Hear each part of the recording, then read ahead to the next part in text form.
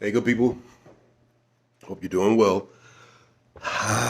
Man. So it's middle of August. That means many of us are exiting folks, closing out program years, trying to get people enrolled, but also finalizing, if you haven't already, your member development plans, your orientation plans, your onboarding plans, all that right now, right?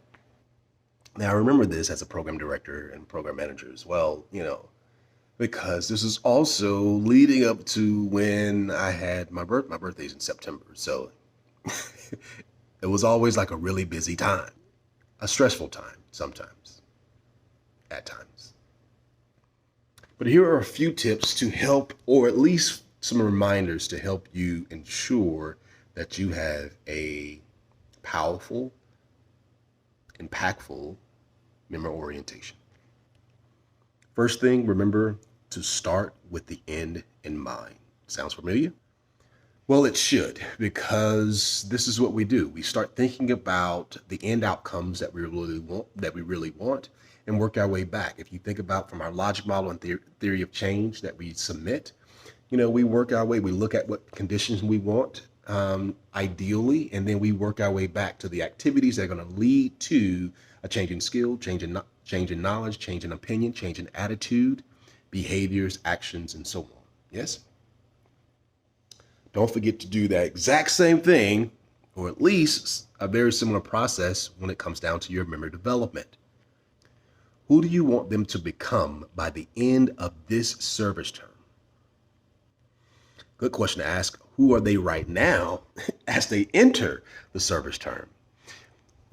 The gap between that is where you develop your individual development plans, as well as whatever I'm saying, your individual development plans, and you build out your competency model to actually make sure that it makes sense.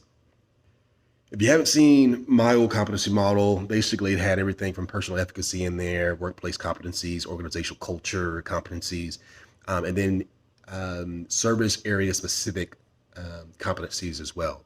You may want to consider these for your plan as well. Just thinking about what they need in each one of these tiers, and then put together a training plan for that. The second part of that was actually identifying the personal development plans or the individual development plans for each core member.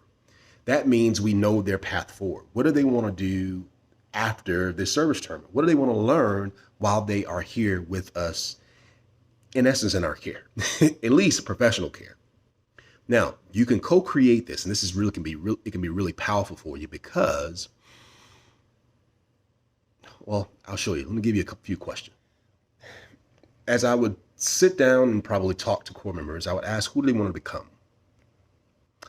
What is it that you want to accomplish this year and beyond? 3 years, 5 years down the line. Go a little bit deeper in that. How do you actually want to accomplish this? May shift a little bit, may ask something like, how do you want to actually show up in life? What do you want your brand to be, your overall signature to be? Go a little bit deeper. What does that look like for you? And maybe ask another question.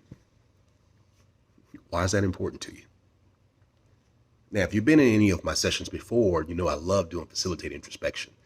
I do a little chunking up, a little chunking down, get into what makes people tick, right? And so that's what we really want to do in this particular space when we're trying to figure out where they want to go and where they are right now, and then kind of close that gap as much as possible. So we co-create these development plans so that we can understand where they want to go and what motivates them, so that we can now motivate them to where they want to go. Hope that helps. All right, this video is long enough. If you would like more, give me a like, add a question, comment. I got a few more things to add. But that's it for number one. Like, subscribe, all that good stuff. Share this with somebody. Make a comment. Talk to you soon. Be well. Be brave.